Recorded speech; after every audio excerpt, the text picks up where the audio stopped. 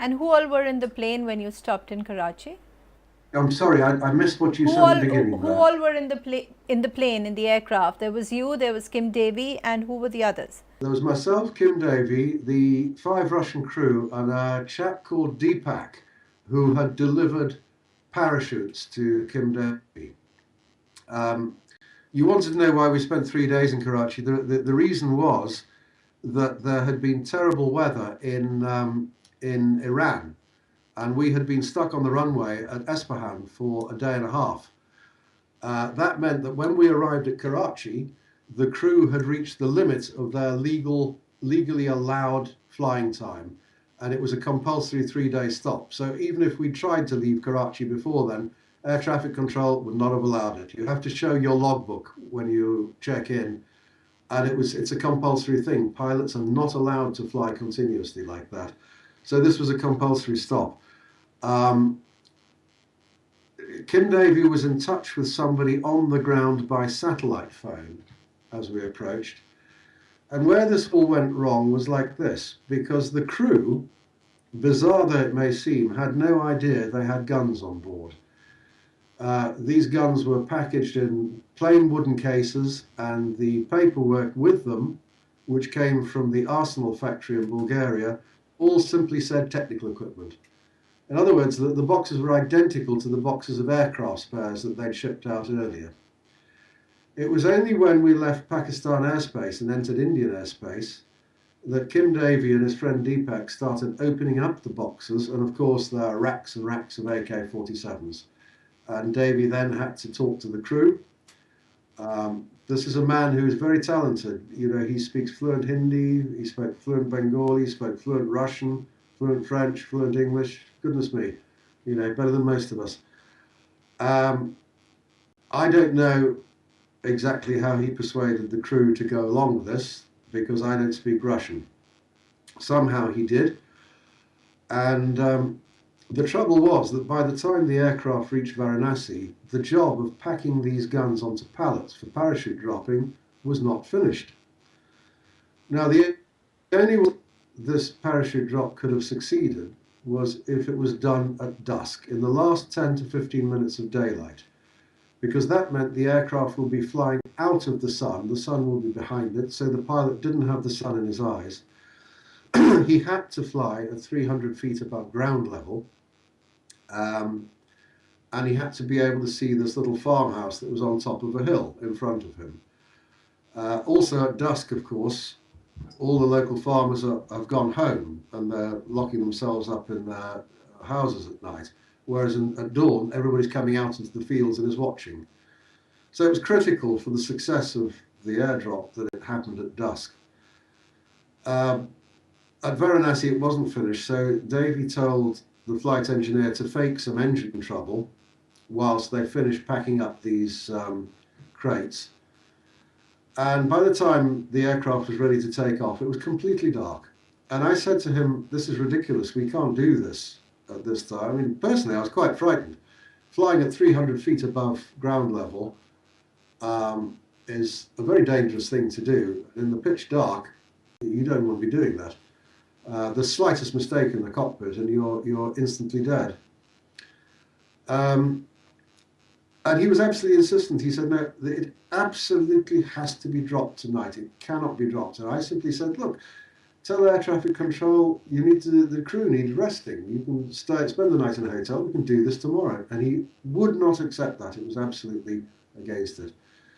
And whether you were expecting to be intercepted in Varanasi? Absolutely. I was staggered when nothing happened. Varanasi is the perfect place for an interception because, excuse me, the aircraft is on the ground with no fuel at all, so it couldn't take off and go anywhere. It's an international airport, but it's very quiet. I think it has 1 or 2 flights a day to Kathmandu. Yeah, and as far as and as you had been told, the Indian government knew about the flight, knew that your plane was coming, that the aircraft was full of guns, right? Yes, and I had a specific conversation with MI5 where I pointed out to them that the perfect place to arrest it was Varanasi for exactly these reasons. They wrote that down, and that I know was transmitted to the Indian government. This aircraft will be on the ground, full of guns and ammunition, with not a drop of petrol in the tank. It could go nowhere. But because it was a very quiet international airport, it's not like Mumbai, where there's thousands of passengers milling about all the time. There's nobody at Varanasi. There's a few local flights, that's it. So very safe thing to do, to seize an aircraft at Varanasi. Couldn't be more perfect. And I was absolutely astonished when it didn't happen.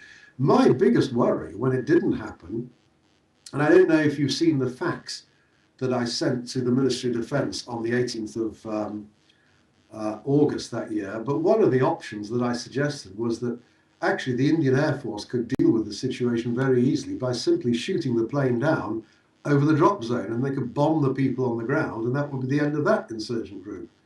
And my terrible worry when we took off from Varanasi was, I thought, my God, is this what they're going to do? This is the end of the line. They'll simply shoot the aircraft down, and that's it. I was even more surprised when that didn't happen. So yes, that was an astonishing thing. I know that the Indian government knew that aircraft was on the ground at Varanasi. You know that for a It was fact. the whole point. Yeah. Oh, the idea of landing in Varanasi was to allow the Indian government to intercept the aircraft, right? Well, not from Kim Daly's point of view. Again, if you remember what I said, this aircraft can only travel in 2,000 kilometre hops. So Karachi to Varanasi is the absolute maximum. It could You couldn't go to Delhi for fuel because then you're travelling northwards. You see, you had to be on that route that flies. It's an international air route. It goes over Karachi, over Varanasi, over Kolkata, and then it branches. You can turn north to Burma or Myanmar, or you can carry on to Bangkok and places So like you that. took off from Varanasi and then you made the airdrop, right? Sorry, could you repeat You that? took off from Varanasi without any interception or anybody coming to examine the plane, and then you made the airdrop at Purulia. Yes, that's right. And then? Well, the flight plan that had been filed, the aircraft was going to go on to Yangon and refuel there, and from Yangon on to Phuket, which was the end of the line. But when we got out over the Bay of Bengal, we passed Kolkata air traffic control without incident. Over the Bay of Bengal, the navigator recalculated the fuel and discovered that he didn't have enough fuel to land at Yangon safely. International regulations say you must have 15 minutes flying time reserve fuel wherever you're scheduled to land. So they radioed to air traffic control in Kolkata and asked if we could return to Kolkata to refuel. And permission was granted, so that's exactly what happened. Once the aircraft was refueled at Kolkata, and nobody paid the aircraft the slightest bit of attention there, we took off. There was no longer any need to go to Yangon. There was sufficient fuel on board to fly direct from Kolkata to Phuket. Because, of course, there was no freight inside anymore, so it's more economical. Just one question. When you made the drop, were there any lights? Was there any signaling or nothing? Or it was just, you just dropped it at a particular point and that was it? If you can imagine the direction you're flying in, it's supposed to have been 300 feet above ground level. There was an isolated farmhouse on top of a hill, and the way the topography was, there would be a hill to the right and another hill to the left, and it was arranged that there would be a fire on all three hills. There'd be a little fire at the farmhouse, and a fire to the right and a fire to the left. So if the pilot is flying straight at the middle fire and has one on each wing, he's absolutely on target. Out of interest, the reason it went wrong is this. Aircraft altimeters measure height above sea level, not above ground level. So if you're flying at 35,000 feet and you try to cross Everest, you will crash. You're not 35,000 feet above the ground. The topography in that part of West Bengal, the Purulia district, means that in order to be 300 feet above ground level, the altimeter has to show 3,000 feet above sea level. The Russians are the only people in the world who fly their aircraft in meters instead of feet. And because it was totally dark, the pilot flew at 3,000 meters instead of 3,000 feet. It was completely dark and nobody in the back of the aircraft could see that. So it was far too high. And what actually happened, it was dead on target to the left and to the right, but it overshot massively. So it fell in villages the other side of the target area.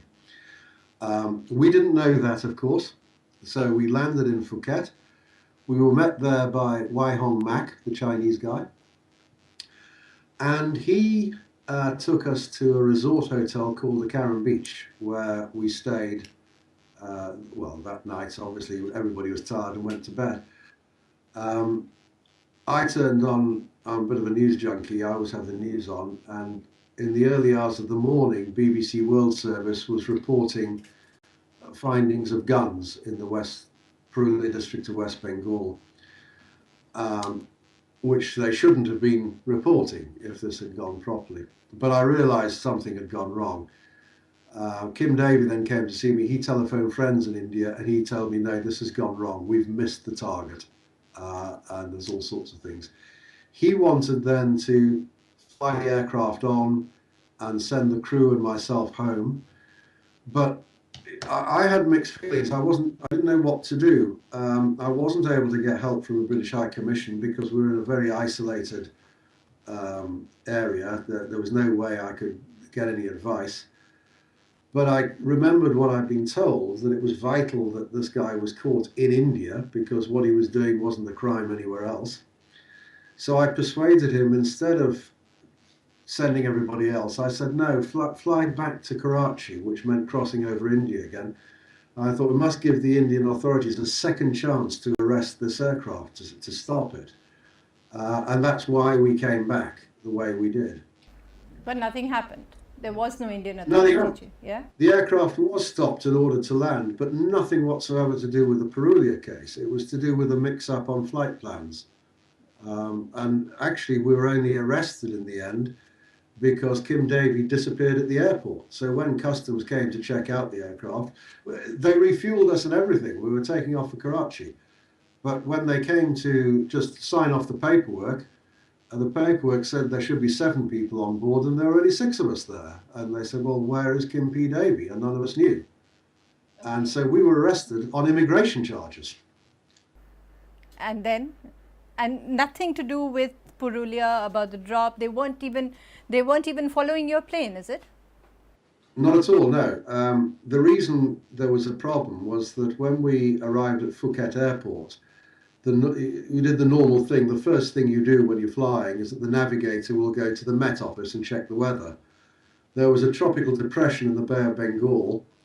That would mean if we flew to Calcutta, we'd take 120 mile an hour wind on the nose. The aircraft doesn't have the range to do that. But if we flew to Madras, as it was then, the airport still is called Madras, we'd take 120 on the tail. We could easy to reach that. So we filed a fresh flight plan.